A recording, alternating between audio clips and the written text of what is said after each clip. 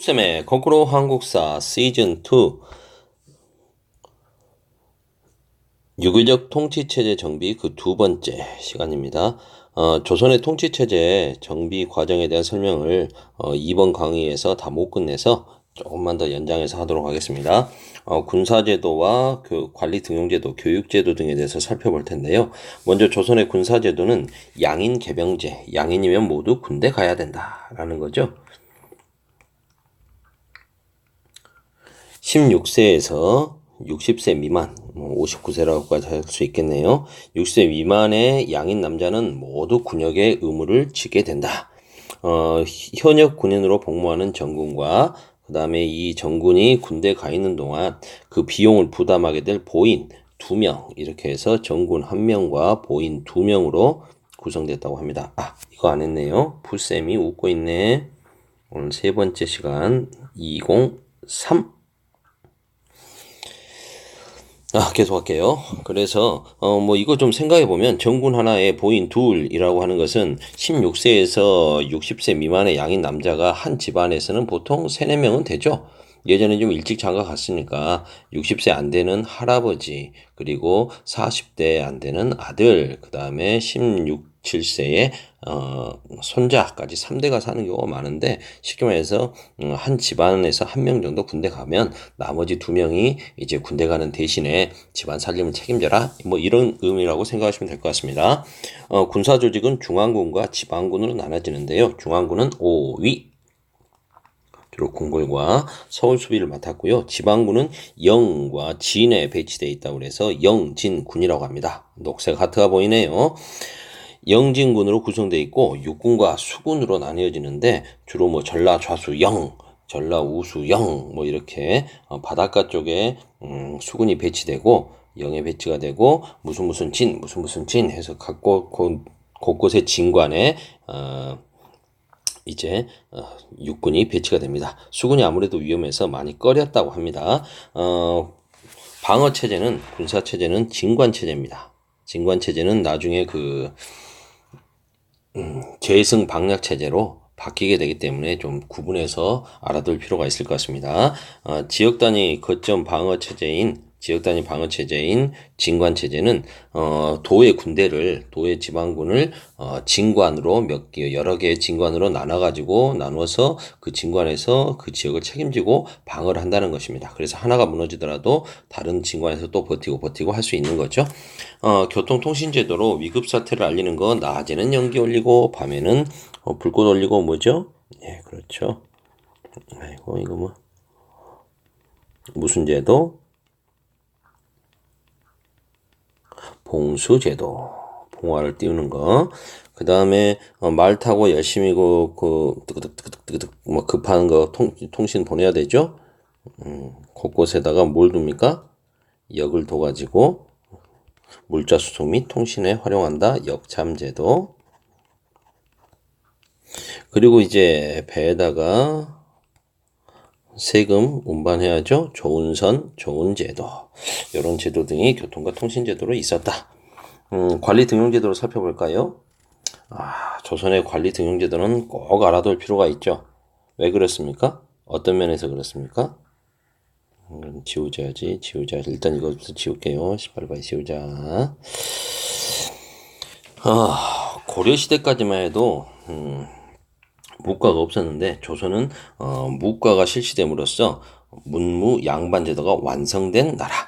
양인 이상이면 모두가 다 과거에 응시할 수 있었습니다. 양인 이상이면 응시할 수 있었고요. 3년마다 한 번씩 보는 식년시가 있고, 그 다음에 나라에서 무슨 경사가 있거나 하게 보면 특별하게 보는 시험 별시가 있습니다. 특별시험이 있는데, 이러한 특별시에는 나라에 큰 경사가 있었다 할 때 증광시, 그 다음에 나라에 작은 좀 행사가 있었다, 좋은 일이 있었다 하면 별시, 그 다음에 임금님이 성균관 문묘에 가서 공자님께 인사드리게 되면은 알성시, 이런 시험들을 보게 되었습니다. 문관 시험은 향시라고 할 수 있는 소과를 먼저 보고, 여기서 선발된 애들이, 합격한 애들이 성균관에 입학해서 공부하고 대과를 보게 되는데요. 이런 속과 시험은 생원과 진사를 선발한다 해서 생진시라고 합니다. 생원시는 시간이 좀 어떻게 되나 5분. 고려시대에 그 명경업하고 비슷합니다. 경전 얼마나 얘가 잘 외웠나 보는 거.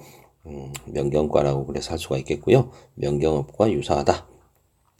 그 다음에 진사시는 물론 그것도 보지만 유교 경전도 보지만 얘가 얼마나 글을 잘 쓰는지 글짓기 능력도 보는 거죠. 그래서 고려시대 제수록과 비슷합니다. 이렇게 해서 뽑힌 애들이 이제 임금님 앞에서 시험을 보게 되는 거죠. 최종적으로 33명을 선발했습니다. 문관 선발 과정과 비슷한데요. 여기서는 최종적으로 28명을 선발했습니다. 잡관은 기술관 선발하는 거 고려시대와 비슷한데요. 좀 차이점이 있다면 이건 해당 관청에서 별도로 교육하지 않고 해당 관청에서 공부해서 해당 관청에서 시험 보는 겁니다. 그 다음 과거 시험과 상관없이 관리 자신의 아버지 때처럼 이렇게 시험 보지 않고 관직에 나가는 길이 조선에도 있었습니다. 조선 같은 나라에도 이런 게 있네요. 음서제도죠.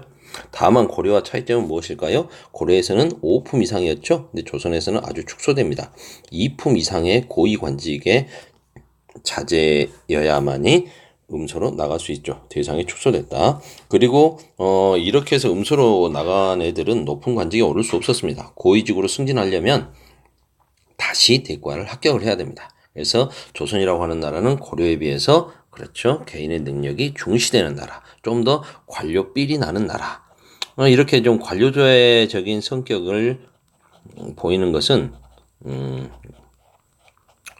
조선의 그 인사 시스템에서도 확인해 볼 수 있는데요. 조선이 신분 중심의 귀족제 사회였던 관료제가 있었지만 귀족제 성격이 좀 더 강했던 고려에 비해서 귀족이라고 불려지지 않고 이렇게 정확하게 능력 중심의 관료제 사회라는 걸 알 수 있는 게 먼저 관리들을 근무 성적을 평가합니다. 근무 성적을 평가하고요. 선생님 너무 또 시간을 보내고 있는 거 아닌가 모르겠네요. 그 다음 권력의 집중을 방지하기 위해서 친척들이 있는 곳은 서로 피하게 하는 거죠. 상피제. 그리고 이 사람을 이렇게 관직에 내보낼 때 5품 이하 관리를 처음으로 임명할 때 얘가 똑똑한 놈인지 괜찮은 놈인지 한번 좀 검토해서 3사에서 좀 한번 검토하게 하는 거. 요즘으로 따르면 인사청문회와 비슷한 거죠. 이런 서경제를 실시했다는 측면에서 조선이 훨씬 고려에 비해서 발전된 나라였음을 알 수 있습니다. 그 이외에도 한번 관리가 됐던 사람 중에 물러난 사람들을 다시 재활용해서 쓰려고 했을 때는 추천을 통해서 관직에 등용되는 청거제도도 있었고요. 여기 학습지는 없어서 선생님이 써놨습니다.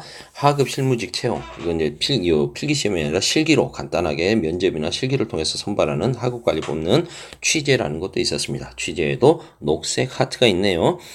그 다음 교육제도는 이제, 지방의 초등교육기관인 서당이 일반화되고요. 그리고 이제, 서당은 사립입니다.